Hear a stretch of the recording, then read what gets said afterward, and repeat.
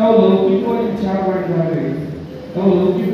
ಮಾಡಿದಾಗ ಏನನ್ನು ನಾವು ಕೊಡ್ಬೇಕಂತೀವಿ ಅದನ್ನು ಕೊಡ್ಲಿಕ್ಕೆ ನಾವು ಹೋಗೋದಿಲ್ಲ. ಒಂದು ಹಣ, ಸಮಯ ಮತ್ತು ಇನ್ನಿತರ ವಿಷಯಗಳು. ಈಗ ನೋಡ್ಬೇಕು, ಧನದಿಂದ ನಾವು ಏನು ಮಾಡಬೇಕಾಗ್ತದೆ, ಯಾವುದೋ ಒಂದು ಕೆಲಸವನ್ನು ಮಾಡಬೇಕಾಗ್ತದಾಗ ಮನಸ್ಸು ಒಪ್ಪುವುದಿಲ್ಲ, ಇನ್ನೂ ಕೊಡಬೇಕಂತ ಮನಸ್ಸು ಒಪ್ಪುವುದಿಲ್ಲ. ಇಂಥ ಸತ್ಸಂಗದ ಕಾರ್ಯಕ್ರಮದಲ್ಲಿ ಪಾಲ್ಗೊಳ್ಬೇಕಾದ್ರೆ ಮನಸ್ಸ ಸಮಯಕ್ಕೆ ಒಪ್ಪುವುದಿಲ್ಲ. ನಾವು ಎಲ್ಲಿ ಕೆಲಸ ಮಾಡ್ತೀವಿ, ಸಮಯ ಆಗಲಿ ಇಂಥ ಒಂದು ಸತ್ಸಂಗದ ಕಾರ್ಯಕ್ರಮದಲ್ಲಿ ಪಾಲ್ಗೊಳ್ಳುವುದಾಗಲಿ ಮಾಡುವುದರಿಂದ ಪುಣ್ಯ ಸಂಪಾದನೆಗೆ ದಾರಿ ಆಗ್ತದೆ. ಅದನ್ನ ನಮ್ಮ ಜೀವನಭೋಕ್ತ ಶ್ರೀಪಾದ ಮನೆಯವರ ಒಂದು ಈ ಒಂದು ನಿವಾಸಗಳ ಅದ್ಭುತ ಕಾರ್ಯಕ್ರಮವನ್ನು ನಮಗೆಲ್ಲಕ್ಕೂ ನಾವು ಶರತ್ತು ಮಂಗಳೂರು ನಡೆಸಿಕೊಡಕ್ಕೆ ಜೋರಾದ ಚಪ್ಪಾಳೆ ಮೂಲಕ ಅವರ ಒಂದು ಅಭಿಪ್ರಾಯ, ಶ್ರೇಷ್ಠ ಅಭಿಪ್ರಾಯ ಬಹಳ ಅರ್ಥದ ಅನ್ನುವಂಥದ್ದನ್ನು, ಯಾಕಂದ್ರೆ ಅನುಭವವನ್ನು ಕಾಣಬೇಕು, ಮತ್ತೊಬ್ಬರಿಗೂ ಉಳಿಸಬೇಕು ಅನ್ನುವಂಥದ್ದನ್ನು ಅವರಲ್ಲಿ ಅಡಕಾಯಿತ ಸದ್ಗುರು ಕೈವಾರ ತಾತೆಯನ್ನೋ ಒಂದು ಮಾತು ಏನಪ್ಪ ಅಂತಂದ್ರೆ, ಹರಿಪುಣ್ಯ ನಾಮ ಅಂದ್ರೆ ಒಂದು ಕೀರ್ತನೆ ಬರ್ತದೆ. ಆತ್ಮಜ್ಞಾನಿಸೋ ಮನುಜ ಹರಿಪುಣ್ಯ ನಾಮ, ಆತ್ಮಜ್ಞಾನಿಸೋ ಮನುಜ ಹರಿಪುಣ್ಯ ನಾಮ ಅಂತಂದ್ರೆ ಸದ್ಗುರು ಕೈವಾರ ತಾತೆಯನ್ನವರು ಕೀರ್ತನೆ ಬರೋದು. ಕೀರ್ತನೆ ಒಳಗೆ ಆಂಜನೇಯನಿಗೆ ಏನಂತ ಕರೆದಾರಪ್ಪ ಅಂತಂದ್ರೆ ಆಧಾರ ನಾಮ ಅಂತ ಕರೆದಾರೆ. ಆಧಾರ ನಾಮ ಅಂತಂದ್ರೆ ಸಾಕ್ಷಿ, ಪ್ರತಿಯೊಂದಕ್ಕೂ ಸಾಕ್ಷಿ ಕೊಡುವಂತ ಸಾಕ್ಷಿ ರೂಪದ ವ್ಯಕ್ತಿ ಯಾರಪ್ಪ ಅಂತಂದ್ರೆ ನಮ್ಮ ಆಂಜನೇಯ ಹನುಮಂತ.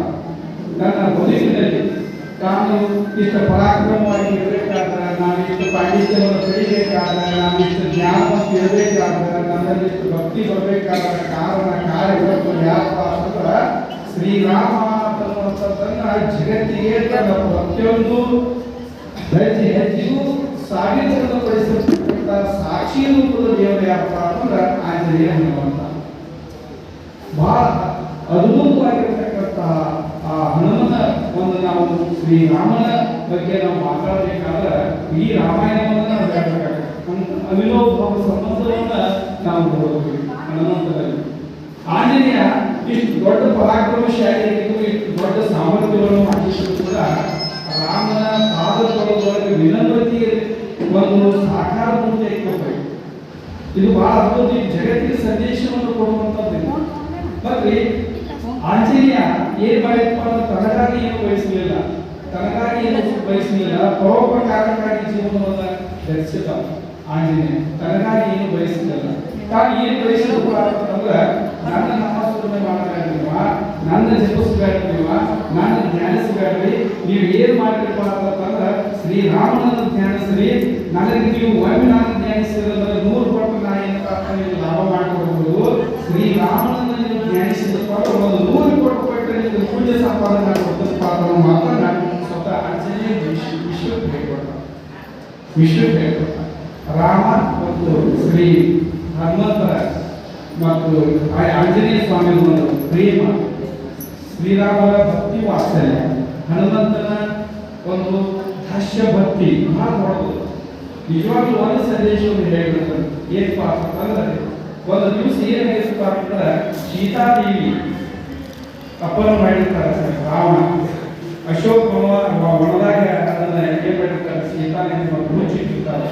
ಹನುಮಂತನಿಂದ ಏನಪ್ಪ ಅಂತಂದ್ರೆ ವೈರ ಮಾಡದ ಶೈಲಿ ಮೂಲಕ ಆ ವಿಷಯ ಗೊತ್ತಾಗತ್ತೆ. ಗೊತ್ತಾದ ಕೂಡಲೇ ಏನ್ ಮಾಡ್ತಾರಪ್ಪ ಅಂತಂದ್ರೆ ಬಂದ ಆ ರಾಮನಿಗೆ ಹೇಳ್ತಾರೆ. ಹೇಳಿದ ಕೂಡಲೇ ನಾವು ಇಷ್ಟ ಆನಂದ ಆಗ್ತದೆ, ಸಂತೋಷ ಆಗ್ತದೆ. ಅವಾಗ ರಾಮರು ಹೇಳ್ತಾರೆ, ಶ್ರೀರಾಮ ನೋಡಪ್ಪ ಹನುಮಂತ, ನಿನಗೆ ಕೊಡ್ಬೇಕಂತ ನನ್ನ ಕಡೆ ಏನೂ ಇಲ್ಲ ಅಂತ ನಿನಗೆ ಕೊಡ್ಬೇಕಂತ ಏನೂ ಇಲ್ಲ, ನನ್ನ ಕಡೆ ಕೊಡ್ಬೇಕಂದ್ರೆ ಒಂದೇ ಐತಪ್ಪ, ನಾನು ನೀನೇ ನನ್ನ ಸರ್ವಸ್ವ ಅಂತ ಹೇಳ್ತಾರೆ. ತಪ್ಪಂದು ಚಕ್ರ ಹನುಮಂತ ಮತ್ತು ರಾಮರು ತಪ್ಪಂದ ಚಿತ್ರ ಅದು ಏನು ತೋರಿಸ್ತಾರಪ್ಪ ಅಂತಂದ್ರೆ ಸರ್ವಸ್ವ. ರಾಮನ ಸರ್ವಸ್ವ ಯಾರು? ಆಂಜನೇಯ. ಆಂಜನೇಯನ ಸರ್ವಸ್ವ ಯಾರು? ಹನುಮಂತ. ನಂತರ ಅವಾಗ ಹನುಮಂತ ಹೇಳ್ತಾರೆ, ಇಂಥ ಉಪಕಾರ ಮಾಡಿದ್ದ ನನ್ನ ಪಂಚಪ್ರಾಣ, ನನ್ನ ಪ್ರಾಣ ಹೋದ್ರು ನಿನ್ನ ಋಣ ತೀರಿಸಲಿಕ್ಕೆ ಸಾಧ್ಯಪ್ಪ ಆಂಜನೇಯ. ಈ ಬಹಳ ಉಪಕಾರ ಮಾಡಿದ್ಪ ಅಂತ ಹೇಳಿ ಬಹಳ ಸಂತೋಷದ ಕಣ್ಣೀರನ್ನು ಹಾಕ್ತಾರೆ ಶ್ರೀರಾಮ. ಅವಾಗ ತಪ್ಪೋದನ್ನ ಆಂಜನೇಯ ಶ್ರೀರಾಮನಾಗ ಹೇಳ್ತಾರೆ, ನನಗೆ ಏನು ಬೇಕಾಗಿಲ್ಲಪ್ಪ, ನನಗೆ ಏನು ಬೇಕಾಗಿತ್ತಪ್ಪ ಅಂತಂದ್ರೆ ಯಾವತ್ತೂ ನೀನು ನಾಮಸ್ಮರಣೆ ಮಾಡುವಂತ ಭಾಗ್ಯವನ್ನು ಕೊಡು. ಎಲ್ಲಿವರೆಗೂ ಶ್ರೀರಾಮ ಕಥನೆ ಇರ್ತತಿ, ರಾಮ ಕಥೆ ಇರ್ತತಿ, ಅಲ್ಲಿವರೆಗೂ ನಾನು ಚಿರಂಜೀವಿಯಾಗಿರ್ಬೇಕು ಅನ್ನುವಂಥ ಆಶೀರ್ವಾದ ಮಾಡಬೇಕು ಅನ್ನುವಂಥ ಮಾತನ್ನ ಆಂಜನೇಯ ಶ್ರೀರಾಮನಿಗೆ ಹೇಳ್ಕೊಳ್ತಾರೆ. ಅವಾಗ ಶ್ರೀರಾಮ ಹೇಳ್ತಾರೆ, ನೋಡಪ್ಪ, ನೀ ಮಾಡಿರ್ತಕ್ಕಂಥ ಉಪಕಾರ ಅದ್ಭುತ, ನಿನಗೆ ಧನಕಾದಿಗಳನ್ನು ಕೊಡ್ಲಿಕ್ಕೆ ನಾನು ಯಾವುದು ನಿಜ, ಆದ್ರೆ ನನ್ನ ಸರ್ವಸ್ವ ನೀನು, ನಾನು ನಿನಗೆ ಆಶೀರ್ವಾದ ಮಾಡ್ತೀನಿ ಅಂತ ಅಂತಂದ್ರೆ ಈ ಬ್ರಹ್ಮಾಂಡ, ಈ ಲೋಕ ಇರುವವರೆಗೂ ರಾಮಕಥೆ ಇರ್ತತಿ, ಈ ಲೋಕ ಇರುವವರೆಗೂ ರಾಮಕಥೆ ಇರ್ತತಿ, ರಾಮ ಕಥೆ ಇರುವವರೆಗೂ ನಿನ್ನ ಕೀರ್ತಿ ಇರ್ತತಿ, ನೀ ಚಿರಾಯು ಇರ್ತಿ ನೋಡಪ್ಪ ಅನ್ನುವಂಥ ಮಾತನ್ನ ಶ್ರೀರಾಮ ಆಶೀರ್ವಾದ ಮೂಲಕ ಅಂದಿನಿಂದ ಇಂದಿನವರೆಗೂ ನೋಡಲು ಶ್ರೀ ಆಂಜನೇಯ ಚಿರಂಜೀವಿ ಅಂತ ಹೇಳ್ತಾರೆ. ಇವತ್ತಿನವರೆಗೆ ಹೋಗಿ ಏನಾದ್ರು ಬೆಳ್ಕೊಂಡು ವಿಶ್ವಾಸ ಸ್ಥಿತಿನೇ ಆಗಿರ್ತಾವೆ. ಏನೇ ಕೆಟ್ಟ ಪರಿಸ್ಥಿತಿ ಬರಲಿ, ಏನೇ ಸಂಕಟ ಬರಲಿ, ತಮ್ಮಂದಿರನ್ನು ಮುಖ್ಯ ಮಾಡಿದ ಫಲ ಇದ್ದಾಗ ಈ ಒಂದು ಕಥೆ ಅನ್ನುವಂಥ ಮಾತನ್ನ ಈ ಸಂದರ್ಭದಲ್ಲಿ ಹೇಳ್ತಾ ಬಹಳ ಅದ್ಭುತವಾಗಿರ್ತಕ್ಕಂಥ ಸತ್ಸಂಗದ ಕಾರ್ಯಕ್ರಮ. ಇದರಲ್ಲಿ ನಮ್ಮ ದೇಶವನ್ನು ಉಳಿಸುವಂತಹ ಕೆಲಸವೂ ನಮ್ಮ ವೀರಪ್ಪನ ನಂಬಿಯರು ಮತ್ತು ಇದರ ಜೊತೆ ಏನು ಸರ್ಕಾರ ಕಾರ್ಯಕ್ರಮಕ್ಕೆ ಎಲ್ಲರೂ ಕೈಗೂಡಿಸಿಕೊಂಡು ಏನು ಕೆಲಸ ಮಾಡಿದ್ದಲ್ಲ ನಿಮಗೆ ಬಹಳ ಸಾರ್ಥಕ ಹೇಳ್ತಾರೆ.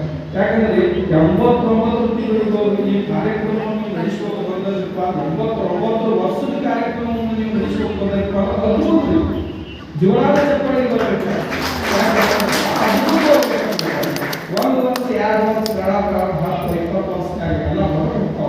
ಅದು ನಿರಂತರವಾಗಿ ನೀವು ಏನಪ್ಪ ಅಂತಂದ್ರೆ ನೀಗಷ್ಟು ನೀವು ಕಾರ್ಯಕ್ರಮವನ್ನು ನೀವು ದೊಡ್ಡ ಪ್ರಮಾಣದಾಗ ನೀವು ಮಾಡ್ತಾ ಇರೋದ್ರಲ್ಲ, ನಿಮ್ಮ ಅನಂತ ಕೊಡಿ ಬರ್ಬೇಕು. ನಾನು ಸಲ್ಲಿಸುತ್ತಾ ಇನ್ನೊಂದು ಸಂದೇಶ ಏನಪ್ಪ ಅಂತಂದ್ರೆ, ನೀವು ಆಂಜನೇಯ ನೀವು ದುಡಿಕೆ ಮಾಡಬೇಕಾದ್ರೆ ದಯವಿಟ್ಟು ನೀವು ಏನ್ ಮಾಡಬೇಕು ಅಂದ್ರೆ ಸಾಯಂಕಾಲ ಮಾಡಿ. ಈಗ ನೋಡಿ, ಇವತ್ತು ಆಂಜನೇಯ ನಮ್ಮ ಮಾತುಗಳನ್ನೆಲ್ಲ ನಿಮ್ಮ ಮಾತುಗಳನ್ನೆಲ್ಲ ಕೇಳ್ತಿರ್ತಾರೆ.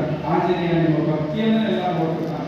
ಆಂಜನೇಯ ಏನ್ ಹೇಳಪ್ಪ ಅಂತಂದ್ರೆ, ನೀವು ನನಗೆ ಬೇಡ್ತದಪ್ಪ, ಬೇಡಿಕೆ ಇಡ್ತದಪ್ಪ ಅಂತಂದ್ರೆ ಸಾಯಂಕಾಲ ಇಡ್ತಾರೆ.